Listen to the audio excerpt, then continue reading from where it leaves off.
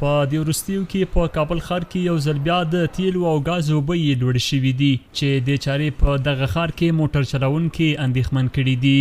قیمت پترول چې دی 2 روپۍ دی، ګاز هم 2 روپۍ شوی دی او ډریورانو ته هم هلکه په دې ګاز کې شی نه جوړېږي. لکه هم 5 نفره کې نو ته د افغانانو پورې بیرته دا خانه خالي رسو دا خانه 2 نفره 3 نفره ایله موږ ته پیدا شي.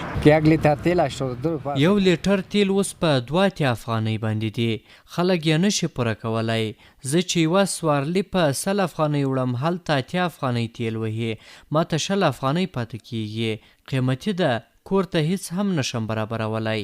وروسته له ډیرو هلو ځلو 100 یا 1.5 افغانۍ پیدا کوم.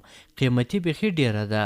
یو شمیر موټر چلوونکي بیا وایي په هیواد کې بیکاري، اقتصادي ستونزې، د کارونو نشتون او د تیلو لوړې بیې دې ته اړ کړي چې خپل موټر یې په کور ودروي. دوی له حکومت غوښتنه کوي چې باید په یاده برخه کې جدي کنټرول ولري او دې چارې ته پاملرنه وکړي. والا چې کاروبار خو ډېر کم شوی ده، سوارلۍ هم نشته او تیل هم قیمته دي. مخکې په 2 یا داسې اوس ډېر 2 اتیا ته ختلي دي. دومره کوو چې هغه تیل پوره کوو، نوره مزدوري نشته. د حکومت نه هم دا غوښتنه ده چې یو څه سهولت راولي، یو څه ارزاني راشي، یو څه د تیلو یا د تجارانو په باره کې یو څه تلاش او کومک وکړي چې پوښتنه وکړي چې هلته ارزانه راوړي او دلته بس قیمته خرڅوي.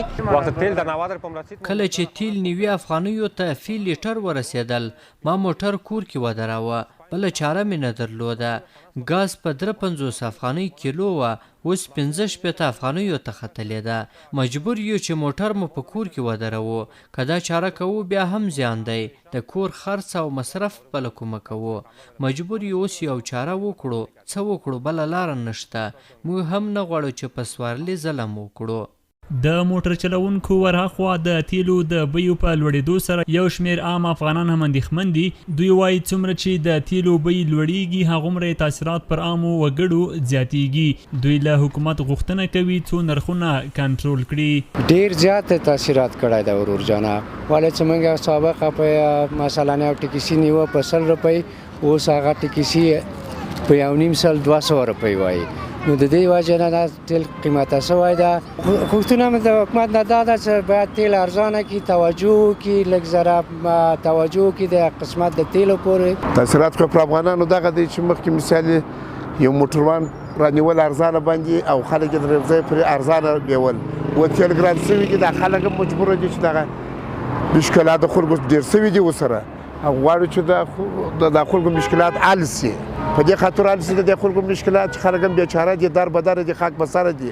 بل خوا یو شمیر تیل پلورونکي وایي د لارو بندېدل، په نړیوالو بازارونو کې د تیلو د بیې لوړېدل او د سوداګرو لخوا په دوی په لوړه بیه تیل پلورل هغه عوامل دي چې ورځ په ورځ د تیلو بیه پورته ځي.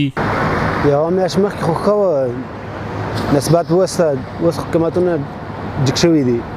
زما په شخصي نظر باندې دا یو غټ لامل خو چې دا د جهاني نرخ ده، جهاني نرخ هم جګ شوی ده. او دویم علت دا ده چې د سالنګ لار هم اوس بنده شوله، په دغه علت باندې هم د تیلو نرخ جګ شو. د صنعت او سوداګرۍ وزارت مسؤلین بیا په هیواد کې د تیلو د بیو د لوړېدو عمده عوامل په نړیوالو بازارونو کې د تیلو د بیو لوړېدل یادوي. شاوخوا یو میاشت وړاندې په کابل ښار کې د 1 لیټر پټرولو بیه 65 افغانۍ وه، خو اوس د 1 لیټر بیه ان 2 افغانیو ته پورته شوې ده. عبدالله حیدرزی، CMG، کابل.